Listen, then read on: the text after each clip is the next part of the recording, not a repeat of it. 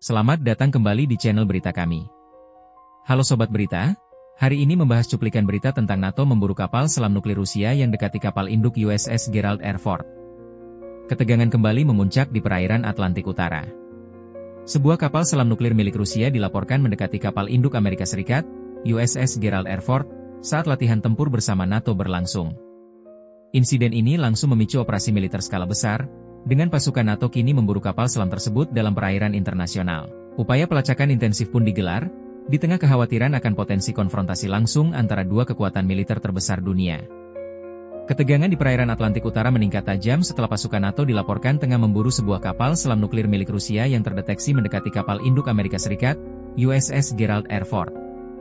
Kapal selam tersebut diyakini merupakan bagian dari armada tempur strategis Rusia yang tengah melakukan operasi pengintaian di wilayah sensitif. Menurut sumber militer dari NATO, kapal selam berteknologi tinggi milik Rusia itu terdeteksi oleh sistem sonar dan pesawat patroli maritim beberapa hari lalu saat melintas secara diam-diam di bawah laut pada jarak yang dianggap mengancam dari gugus tempur kapal induk Amerika. USS Gerald R. Ford, yang saat ini sedang melakukan latihan tempur bersama aliansi NATO, langsung meningkatkan status kesiagaannya. Ini bukan insiden biasa. Kapal selam tersebut memiliki kemampuan nuklir dan merupakan ancaman serius terhadap keamanan regional, ungkap seorang pejabat pertahanan NATO yang enggan disebutkan namanya. Sebagai respons, NATO mengerahkan sejumlah kapal perusak anti kapal selam, pesawat pengintai P-8A Poseidon, dan unit-unit khusus untuk melacak serta mengusir kapal selam tersebut.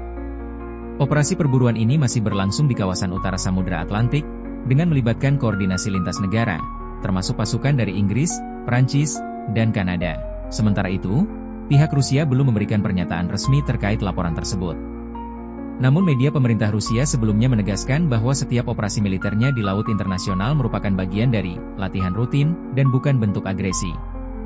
Insiden ini kembali memanaskan hubungan antara NATO dan Rusia di tengah situasi geopolitik yang semakin kompleks, terutama sejak meningkatnya aktivitas militer kedua pihak di kawasan Eropa Timur dan Laut Arktik.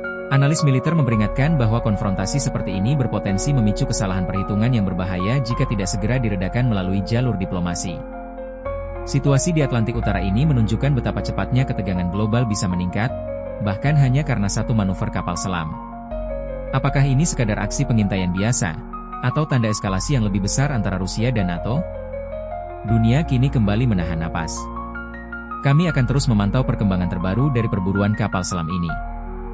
Jadi, jangan lupa like, subscribe, dan aktifkan lonceng notifikasi agar kamu gak ketinggalan update terbarunya. Tulis juga pendapatmu di kolom komentar. Apakah insiden ini bisa memicu konflik besar? Sampai jumpa di video berikutnya, dan tetap waspada dengan dinamika dunia yang terus berubah.